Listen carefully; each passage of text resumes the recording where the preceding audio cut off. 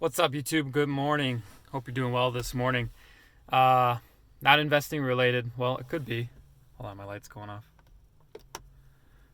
But I just wanted to share something with you I think is helpful and in my life and in kind of designing what's your ideal life, what do you want it to look like, and then something that maybe has different names depending on what book you read it in or what person is talking about it, but it's basically like lifestyle design.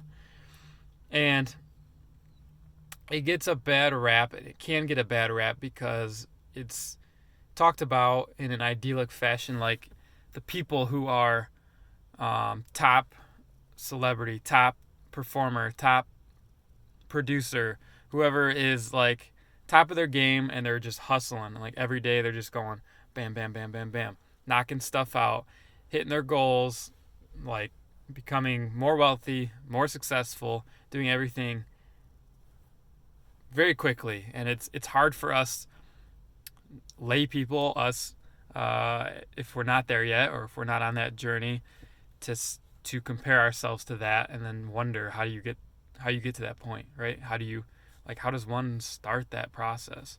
And what it comes down to really, I think, is lifestyle design, which is, hey, here's what I want my life to look like.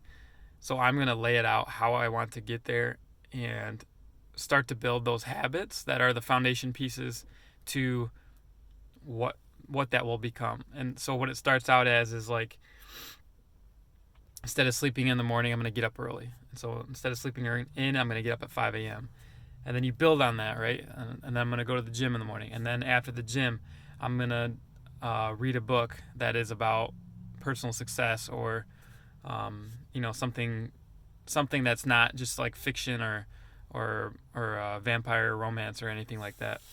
So as we move forward in this process, lifestyle design, you can get this is where the bad rap comes in, because you can get bogged down in becoming kind of like anal, or very particular in how things should be run. But this is what's required. And so, like, if you are on a mission for success, you have to have that peace in your mind and know, like, people are gonna make fun of you, that maybe they're gonna comment about how you're just so particular and so specific, and that you can't do anything outside of your framework or your lifestyle choices or your design or your habits. And what it comes down to is, like, yes, there is balance, and you should try to acquire balance in your process. But ultimately, as you go down this path and as you start to become more and more the person that you want to be and who you think you're meant to be, you're going to upset some people that are in your life currently. And I'm just here to tell you that that's okay. But the point of it is kind of like when you run a business, like a successful business is going to be one that has everything laid out, almost like you have it written down in a book. Like, this is how we enter the building in the morning. This is how we exit the building at night. This is how we clean. Like, everything laid out in step-by-step fashion. This is the uniforms we wear. I mean, you think about, like, if you go to a new job, they're going to give you what? They're going to give you an employee manual. And in it, it's got everything you need to know about being an employee at that organization. If you've ever worked somewhere that didn't have that, maybe you could see some flaws that come up in the system just because there isn't really a solid system there. And there's not really a process, and there's not really rules to follow. Now, I'm someone who I grew up not liking rules. I didn't like that. But I can see, especially in business, how what you're serving is you're serving the customer, right? You're serving the customer, and what the customer wants isn't just, if it's like McDonald's, isn't just food. What they want is consistency of service, consistency of look, consistency of cleanliness, like all those things. Now we can take that principle applied to business and bring it into our personal lives and apply it to our personal lives. So we go to bed at night. What does the house look like? Is it clean? Are the dishes put away? Is the bathroom light on? did we brush our teeth before bed? Like, I mean, you can go into great detail on this. Now, I would recommend starting small and building into it, and then writing things down as you go. Because if you start out like you just sit down and you're like, oh, I'm so pumped, let's do this, and you write out like, this is my ideal life. I'm gonna be a boss. I'm gonna be doing everything perfectly throughout the day, and then the next morning you wake up 4 a.m. before you're waking up at 7, and you hit the gym. You come home and you read a book and you meditate and you write a blog and you make a YouTube video and you just do you blah blah blah, and you do all that all at once. And the day before you didn't do any of it. Like, how long do you think that's gonna last? So go slow, build into it, be patient, but just know, like, that's the framework and the ideal. Now, it doesn't. This is the thing too, is like, as a business you want to write it down, but as you work into it,